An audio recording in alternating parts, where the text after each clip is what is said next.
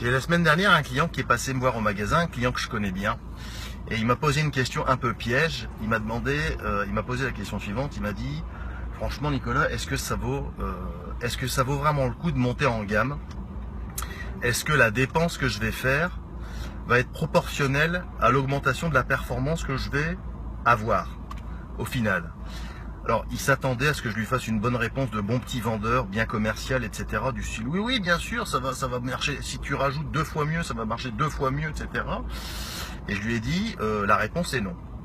La réponse est non parce que en hi-fi, comme dans quasiment tous les autres domaines qu'on peut connaître, que ce soit par exemple je pense au vin, vous prenez par exemple une bouteille de vin à 10 € et une bouteille de vin à 500 €. Je vous confirme que j'en bois pas tous les jours, mais j'ai déjà eu l'occasion d'en goûter. C'est une expérience assez exceptionnelle. Que ce soit par exemple dans les vélos de course, entre un vélo de course à 500 et un vélo de course à 10 000, est-ce que il y a une performance qui est 20 fois plus importante? Et c'est pareil dans beaucoup de domaines. Ce qui se passe en fait, si vous voulez, c'est que si on traçait sur un graphique, je suis pas très bon pour m'expliquer sur des notions mathématiques, puisque quand je suis sorti de l'école, j'avais environ 3 de moyenne générale en mathématiques, donc ça va être un petit peu compliqué pour moi. Mais ce que je voudrais vous expliquer, c'est la corrélation que vous avez entre le prix d'une chaîne, on va dire le prix d'une chaîne, on va parler comme ça, et sa performance globale. Par exemple, si vous avez une chaîne à, admettons, 5 000 €, vous vous dites, je vais monter en gamme, j'ai envie de me faire plaisir, j'ai les moyens de le faire. Dans l'absolu, on se dit, théoriquement, on part du principe qu'on va partir sur une chaîne de 10 000. Est-ce que la chaîne de 10 000 va marcher 2 fois mieux que celle de 5 000? La réponse est clairement non. Alors c'est complètement anti-commercial ce que je vais faire.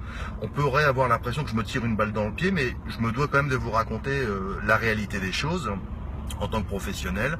Une chaîne, un produit qui va coûter 2 fois plus ne va pas systématiquement, subjectivement marcher 2 fois mieux.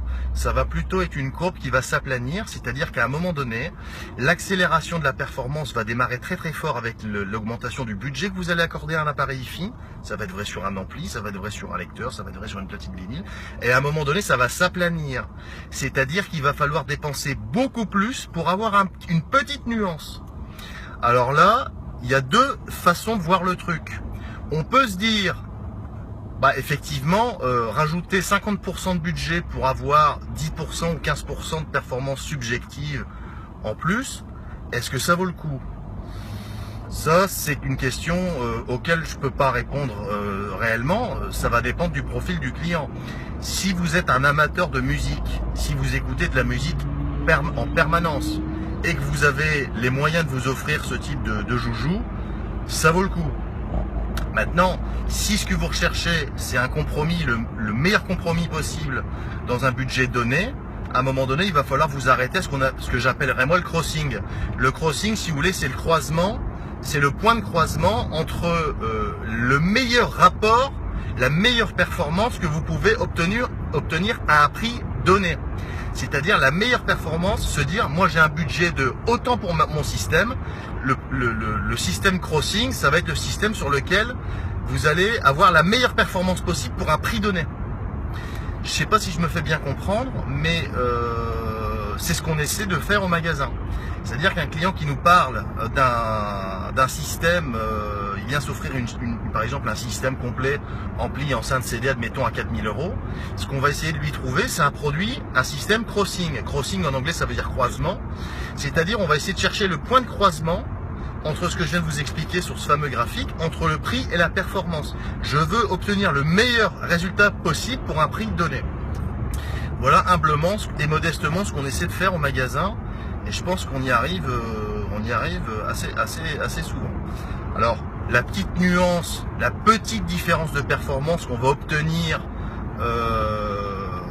avec un prix beaucoup plus important, ça je dirais que c'est à chacun de décider ce qu'il recherche d'abord, et aussi à chacun entre guillemets son pouvoir d'achat, puisque j'ai bien conscience, je suis aussi un consommateur comme vous, un consommateur comme tout le monde. J'ai bien conscience que tout ça, ça coûte relativement cher, et c'est vrai que des fois rajouter plusieurs milliers d'euros pour avoir une petite nuance, une petite amélioration de 10 ou 15% sur sa chaîne. J'ai bien conscience que ça peut choquer certains clients. Mais moi, je comprends parfaitement que quand on est un véritable amateur, c'est un petit peu comme quelqu'un qui aurait une voiture de sport, une voiture de collection. Ça peut sembler débile d'avoir une voiture de 400 chevaux, si vous voulez. Bon, après, chacun son plaisir, chacun ses centres d'intérêt. Et moi, j'accompagne tous les clients, que ce soit dans un cas de figure comme dans un autre. J'espère que ça vous aura appris quelque chose. À bientôt.